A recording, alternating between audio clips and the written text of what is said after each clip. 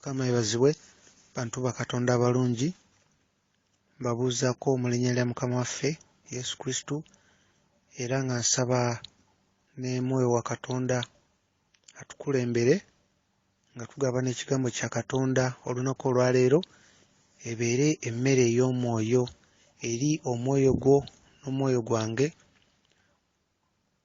okutusobozesa okula mu mwoyo mu kumanya n'okwongera okutegeera Katonda n'ebyo Katonda byagala tukole era ebyo Katonda byagala tutambuliremu tusobole okufuna obulamu obutaggwaawo era tusobole okugenda mu ggulu nga tuyita mu linnya lya Yesu Kristo Mukama waffe.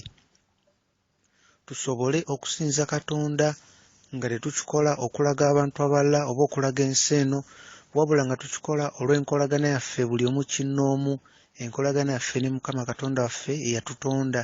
Buli omu abeere n'enkolagana ne Mukama waffe Yesu Kristo, buli omu gwe nga kinnoomu obe n'enkolagana yo ne Mukama Katonda ng'owulira ky'aggamba, omanya ky'ayagala okole era nga mu buli kimu ky'ogenda okukola kakobeere kusaba osooka kulaba nti oli bulungi mu ebyo byagala tukole by'otambuliramu. Bw'oba ng'ojjukira nti oba wakoze ensobi, bw'oba tonnasaba n'osooka kwenenya, n'osooka okuteekateeka omutima gwo gube nga gusaanidde maaso ge nga tonnayogera naye, kubanga singa katugeze ofukamira n'osaba naye nga mu mutima gwo omanyi olina ekkubo lye watambuliddemu naye nga tosoose kwenenya n'oyatula ekyo, wabaawo ekibulawo. Oba olina kusooka kwenenya n'otukuzibwa n'omusaayi gwa Yesu Kristo, awo n'ojja maaso ge ate n'osaba ky'oyagala kukolere. Okwenenya kukulu nnyo, okwatula ebibi. Buli muntu nga mulamu ku nsi Mukama amuleseewo olw'akakisa nti amuwadde akakisa okwenenya. Mukama atuleseewo tubeere balamu, atuwadde akakisa okwenenya, atuwadde akakisa okwenenya. Bwe twenenya atusonyiwa buli kimu era bwe twenenya ffe kennyini tusalawo ne tuva mu makubo amakyamu ne tutambulira mu butuukirivu nga tugondera eddoboozi lya Mukama waffe Yesu Kristo. Mukama waffe ayogera na buli muntu, amazima yagateeka mu mutima gwa buli muntu. Ekituufu okimanyi, ekitali kituufu okimanyi. Mu mutima gwo Mukama akulaga ekituufu ky'olina okukola era oba ogenda kukola kikyamu omanya nti kino kyenkola si kiki ekisaanidde maaso ga Katonda. Gye tukoma okuweewa eddoboozi lya Katonda mu mutima gwaffe, gye twongera okuliwulira obulungi n'okwongera okutegeera Mukama Katonda, naye tumuwa akakisa okwongera otulaga ebirala n'okweyoleka gye tuli n'okutuwa okubikkulirwa nga ffe tututte eddaala erisooka okugondera eddoboozi lye n'okusalawo mu mutima gwaffe tutambulire mu butuukirivu, tweyawule ku bintu by'ensi eno wabula tubeerewo nga tulina obumalirivu okukola ebyo by'ayagala tusobole okugenda mu ggulu era tusobole okubeera nti ku lwaffe wayinza okubaayo omuntu omu oba babiri abagamba nti mazima ddala waliyo Katonda omulamu eyatonda eggulu n'ensi. Ku lulwo gwe omuntu omu asazeewo n'ogoberera Katonda n'okola by'ayagala.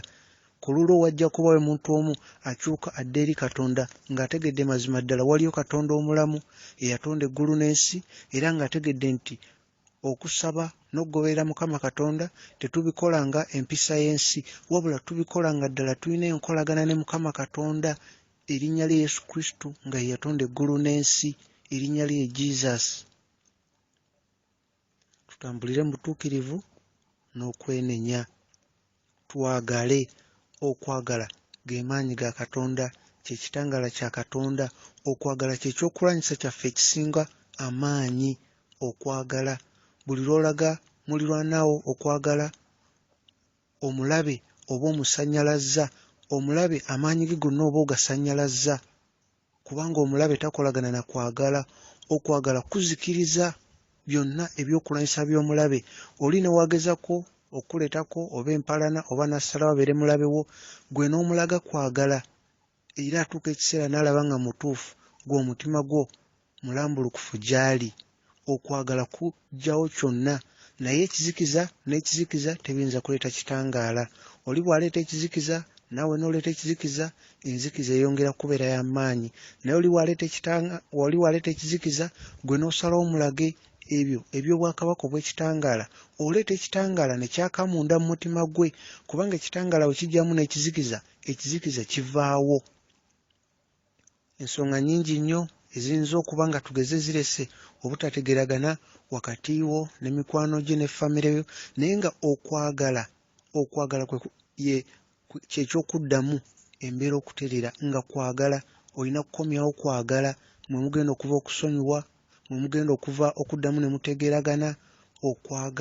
Okwagala emirembe obutebenkevu bigenda kuva mu kwagala.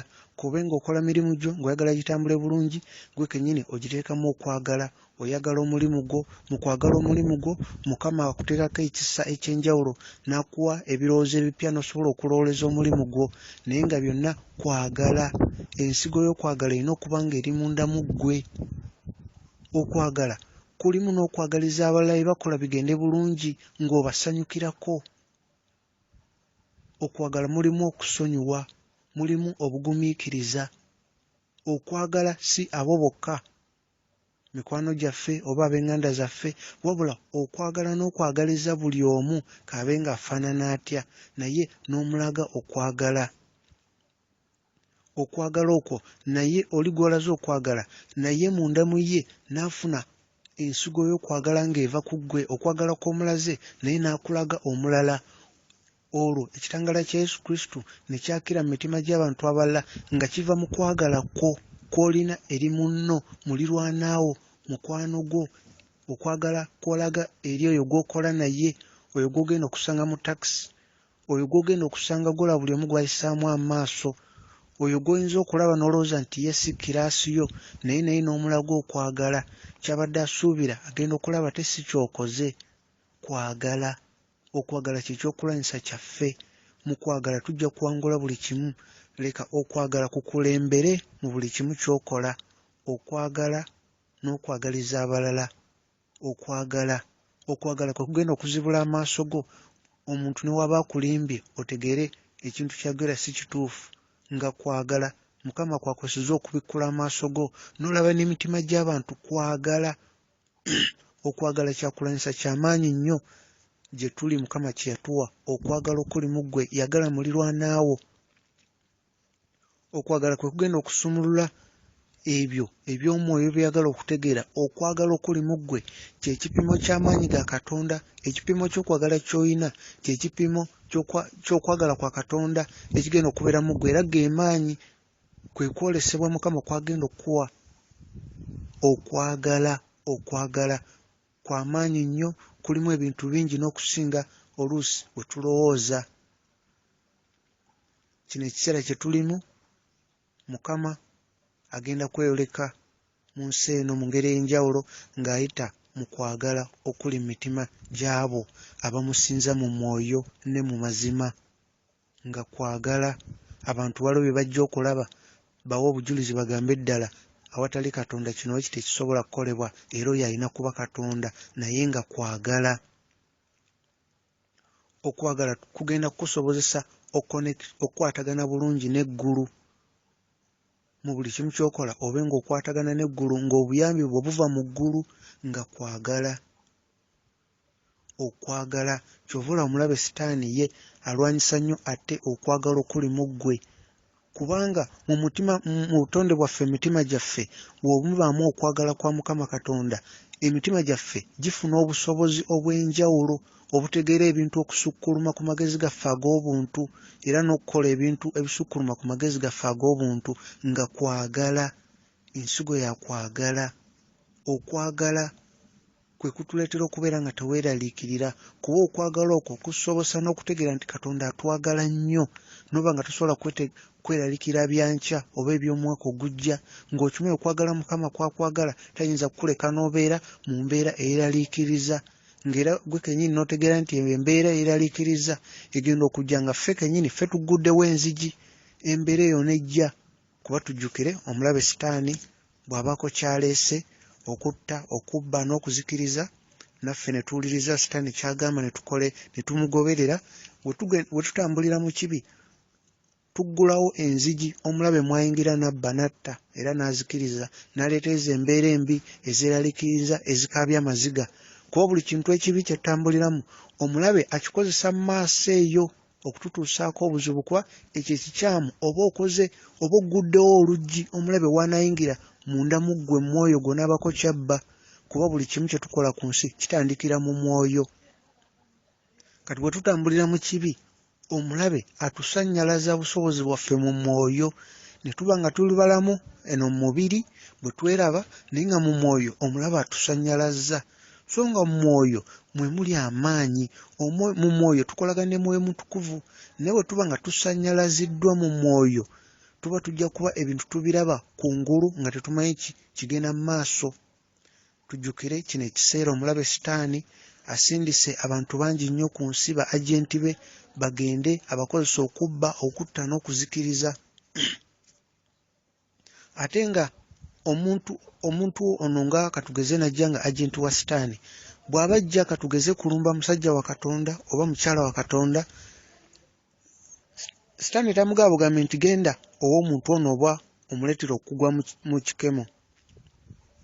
Nedda, ewa sitaani bayinanga bw'olaba lisiti olupapula bw'aba bagenda okukema omuntu sitaani yamanya ono omuntu gw'agenda okutuma basooka musomesa ne bamugamba ono musajja wa Katonda gw'ogenda okugenda okulumba erinnya lye gundi ava mu nsi bweti obunafu bwe buli wano yakoma kulemererwa kino atera kukemebwa mu kino amaze bino ebintu bye yawangula kwega bamubuulira byonna kuba wa sitaani wali olupapula lunene nnyo amanyi abantu bonna abali ku nsi amanyi buli muntu ensi gy'avaamu babiwandiika bulungi nnyo ayawula abamanyi Katonda n'abakristaayo nga bakola bali ku mpisa yagenda kusaba kusinza ng'ensi endala bwekola naye nga tebalina nkolagana na Katonda. Ayawula abasinza Katonda nga mu mwoyo tebamanyi kugamba mu mwoyo tebamanyi kukozesa buyinza Mukama bwe yabawa abaawulira ddala. Era ayawula n'abo basajja ba Katonda abasobola okulagira omuliro ne gumwokya mu linnya lya Yesu Kristo ng'ekigambo kye boogera ne mu nsi ey'omwoyo kikola kuba okugamba nti omuliro gwokye mu linnya lya Yesu Kristo buli omu akisobola naye okugamba nti omuliro gwokye ne gugenda ne gwokya ekyo kya njawulo. Kati abo balina obusobozi n'okukozesa amaanyi ago sitaani abaawula era abo beeraliikirira. Kati sitaani waba atuma agenti we amubuulira byonna ebikwata ku muntu amubuulira byonna kuba ye ayawula abo abasinza Katonda mu mwoyo ne mu mazima amanyi nti kati abo bamanyi Katonda era bamanyi nti Katonda wa ddala. Ebintu bino mbikubuulira ali mukristaayo awuliriza omanye nti bw'oba katugeze olina ekintu ky'osirikira mu mutima gwo nga tebwenenya naye ng'omanyi nti ensi yonna kireka bwetyo bweri abantu bonna tewali mutuukirivu obwo obulimba buva eri mulabe abantu beenenya Mukama n'abaddiramu. Kati ate gwe n'omutunuulira ng'ojjukira ekyemabega kati gwe omuntu oyo ng'omutaddeko akapande okusinziira mu ndowooza yo kati naawe n'otambulira mu bintu ebirala naye ng'amazima Katonda tusobola omusinza ku mwoyo ne mu mazima n'otambulira mu butuukirivu era n'ogenda mu ggulu. Buli omu kinnoomu alina okuyitibwa okwo okutambulira mu butuukirivu okutambulira mu kwenenya asobole okugenda mu ggulu. Olutalo lwe luli mu mwoyo tulina okuba nga twegendereza obukodyo obw'enjawulo omulabe bw'asindika. Oluusi oyinza okugendamu oluusi gye batundira ebitabo n'osangayo obutabo obw'essaala ez'enjawulo obutabo nga woba tosinza Katonda mu mwoyo ne mu mazima wetunuulira akatabo bw'oti ogamba ka Katonda.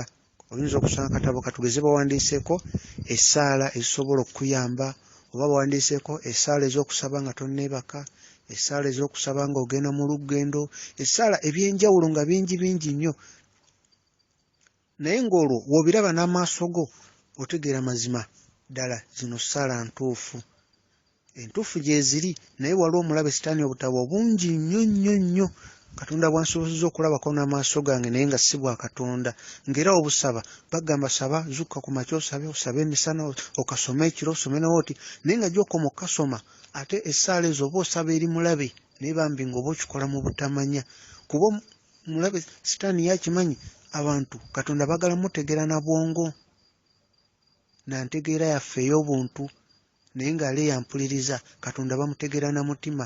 Omutima gulina amaaso, gulina amatu, guwulira ebintu bya Katonda n'okubikkulira. Si ntegeera yaffe neyo kyovula abantu bangi waliwo ebintu bye balaba ne batabitegeera, waliwo ebintu bye bawulira nga tebiri mu Bayibuli nga byakubikkulirwa ne babiwakanya naye nga gyebiri, kubanga amaaso gaffe agategeera Katonda gabeera mu mutima n'amatu, si entegeera yaffe ey'obwongo. Kati omulabe ye Sitaani alina ebintu byateekawo nga oba otegeera na ntegeera yaffe ey'obwongo asobola okukubuza.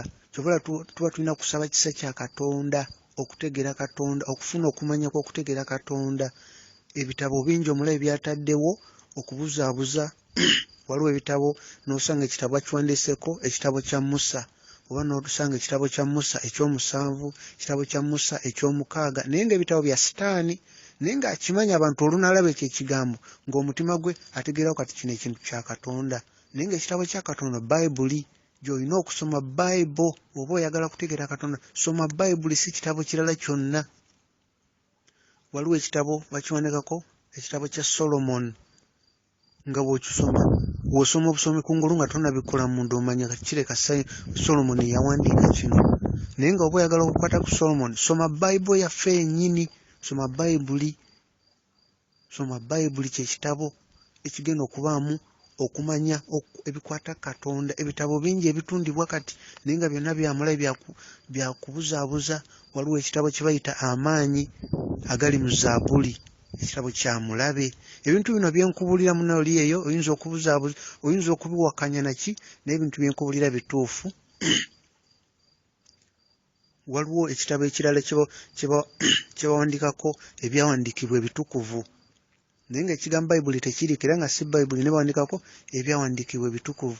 Kati nga bw'okirabula bino amaaso go ogula buguzi n'otwala ewaka osome ebyawandiikibwa ebitukuvu, naye nga gy'okoma okisoma mulimu essaala esinza omulabe, kuba tujjukire omulabe Sitaani yali mu ggulu, yali omu ku bamalayika. Kati amagezi ge gasinga kugaffe ag'obuntu. Mwoyo Mutukuvu yekka yasobola otukulembera ne tumanya amazima. Waliwo ekitabo kye bayita ekitabo Amateeka ga Musa, nga kyekigambo ekinene ekiri kungulu, nga olaba Bayibuli n'olabako ekigambo oba Holy Bible oba ekitabo ekitukuvu, kiri kungulu bawandiikako Amateeka ga Musa, nga kigambo kinene bwe kiti.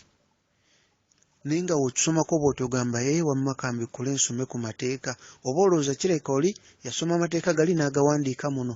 Ebirimu muganda wange birala nnyo. Bw'oba oyagala kumanya Katonda, soma Bayibuli, soma Bayibuli, soma Bayibuli. Ebintu byenkubulira bituufu.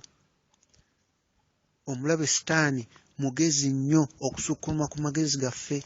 Waliwo ekitabo ekirala bawakiwandiikako Amazima, The Truth. Kyokka kye kigambo ekinene ekiri kungulu, The Truth. Naye nga bw'osomako bw'oti ogamba kirabikira kino kya Katonda. Kugamba olw'okuba omulaba akimanyi, abantu twagala nnyo okutegeera Katonda nga tukozesa amagezi gaffe gano ag'obuntu. Ali yampuliriza, osobola okugenda n'oyogerako ne musajja wa Katonda yenna n'omubuuza ddala ebintu bino biri weebiti, nga gwe kennyini tonnasala musango. Naye Katonda waffe tumutegeera na mutima. Omutima gulina amaaso, gulina amatu. Ekyo Katonda yakikola okuswaza abagezi b'ensi eno, abagezi b'ensi eno. Katonda asobola okuyigiriza ebintu bingi na kubikkulirwa, na kulaga mu birooto, kugamba Mwoyo Mutukuvu ye yakulembera olw'ekisa kye, ng'olina okwewombeeka, Mukama ate yena agenda ng'akulaga mu ngeri ey'enjawulo. Kuba tujjukire ffe tuli bantu ba nsi eno. Kubanga bwe tuba katugeze nga tetumanyi biva eri Katonda, tuba tujja kulaba ebigenda mu maaso mu nsi naffe tubigoberere. Kati n'owulira oluusi nga bagamba nti ensi nga bajaganya nti waliwo Black Friday, olunaku ebintu byonna mu maduuka babikendeeza ebbeeyi, n'ogenda n'ogula. Kituufu babikendeeza ebbeeyi era olunaku olwo abantu bangi baba basanyufu, naye nga oyinza okusooka ne weebuuza olwo olunaku Black Friday lwatandika lutya era lwavaawa? Olwo olunaku Black Friday eyewa Sitaani gy'owulira gye bayita mu nnyanja wabaayo kujjaganya kwa maanyi nnyo nnyo nnyo nnyo. Wabaayo emikolo gy'amaanyi mu bwakabaka bw'ekizikiza black kala yanzikiza era obwakabaka bwa sitaani bwa black era kwolwo batimba black wonna kati neno ku nsi ne babajaganyizaako abasinga obungi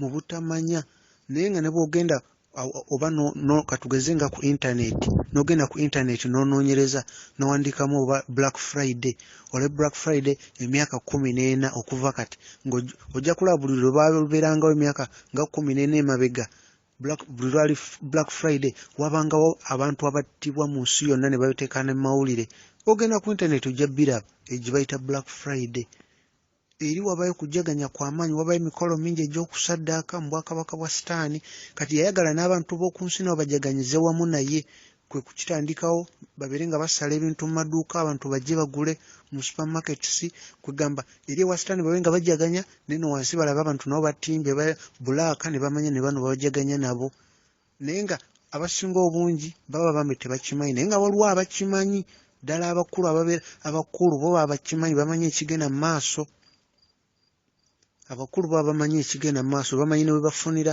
nga basaza ebintu emiwendo bino mbikubulira otegere nti ffe tuli bantu bansi waliwo ebintu ebitalina kugoberera bugoberezi mu butamanya naye nga kati nga Black Friday olunaku lwa mulabe nnyo waliwo n'oluyimba era lwe bayita Black Friday abayimbi nga beetuma amannya omuntu eyaluyimba yeeyita Megadeth kitegeeza oba okutta abantu mu bungi alina oluyimba lwe yayimba olwa Black Friday ng'oluyimba olwo waba ayimba waliwo erugamba nti eddembe litunda naye ani ayagala oddigula nga mulimu amakulu amakusike ageekwese kubanga Mukama waffe Yesu Kristo yaleeta eddembe kuba ye yatuleetera emirembe singa ensi eno kati mwolwo oluyimba agamba eddembe litundibwa naye ani ayagala oddigula kati bambi abantu bagobera oluyimba naye nga tebalumanyi kebera ku internet ojja kulaba oluyimba kwe luli omuyimbi erinnya lye yeyita Megadeth firimu nga 4 n'okusoba zonna zoogera ku Black Friday Black Friday abantu bangi battibwa nnyo mu nsi yonna lunaku lwa mulabe basaddaakira ddala olwo n'omuyimbi omulala yayimba nti olunaku Black Friday lwe lufuga naye nga bino ebintu bya mulabe bya sitaani ngezaako bikubulira ali eyo otegere nti ffe waliwo ebintu bye talina kugoberera olw'ensi olwokuba babikola naye nga ffe tetumanyi makulu gaabyo nga tulina kutambulira mu Mukama musaba kisa kye kubanga omulabe sitaani yafuga ensi eno ate obutamanya tebutuggisaako musango ensonga lwaki tulina okutambulira mu kisa kye tulina okutambulira mu butuukirivu kubanga obutuukirivu lyetteeka eryerabiddwa obutuukirivu lyetteeka lye tulinga abeerabidde naye nga obutuukirivu tteeka Mukama yalitusaba kwega Mukama yatulagira teyatusaba Mukama yatulagira tteeka okutambulira mu butuukirivu tteeka obutuukirivu lyeringa etteeka kwegamba lye tulinga abeerabidde effe abasinza Katonda obutuukirivu awatali butuukirivu teri agenda kulaba Mukama Katonda obutuukirivu bw'oggwe nga kinnoomu ggwe omuntu omu ffe tubuulira obutuukirivu n'okwenenya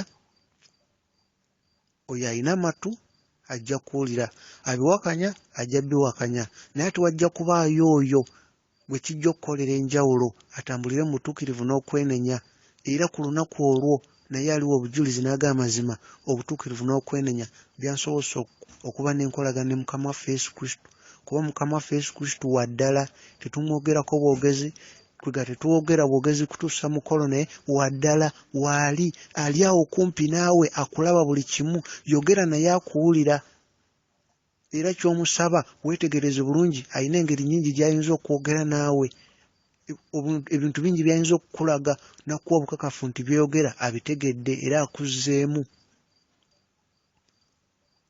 buli omu amuwadde akakisa okusalawo amazima buli omu agamanyi mu mutima gwe ekituufu n'ekikyamu tukimanyi tutambulire mu butuukirivu n'okwenenya omulabe alinyisizza omutindo ayagala myoyo Kigambo kya Katonda kibulirwa ku leediyo, ku TV, wonna mu mawulire. Osobola okugenda mu ggulu gwali tewali kigendererwa kirala kyonna wabula ggwe osobola okugenda mu ggulu okigabaneko n'omulala otwale n'omulala ku kyaki gy'osabira webanga kyakinnamu mu mwoyo tuyambagane tusobole okugenda mu ggulu. Tusaasaanye okwagala kwa Mukama Katonda tubeere bagabi ng'ogaba obutasuubira muntu yenna kuddamu ate nga togaba nti olw'okuba oli agenda kukusasula wabula ng'ogaba olw'okwagala kw'olina okwa Mukama Katonda. Empeera y'amaanyi eri mu kugaba. Okugaba kubika ebibi bingi. Okugaba kubika ebibi bingi. Olw'okugaba Mukama ebibi bingi by'ayinza okukusonyiwa olw'okugaba. Ng'ogabye ojja mu mutima gwo towa muntu olw'okuba osuubira okukusasula naye nga oli mugabi. Mukama bakuume baagala nnyo tutambulire mu butuukirivu n'okwenenya. Obutuukirivu n'okwenenya. Kino ekiseera Mukama ayagala okweyoleka mu nsi eno ng'ayita mu ggwe amusinza mu mwoyo ne mazima. Mu ggwe abantu balabe okubeerawo kwa Kristo. Mu ggwe abantu bawe obujulizi nti mazima Katonda omulamu gy'ali eyatonda eggulu n'ensi. Mukama bakuume.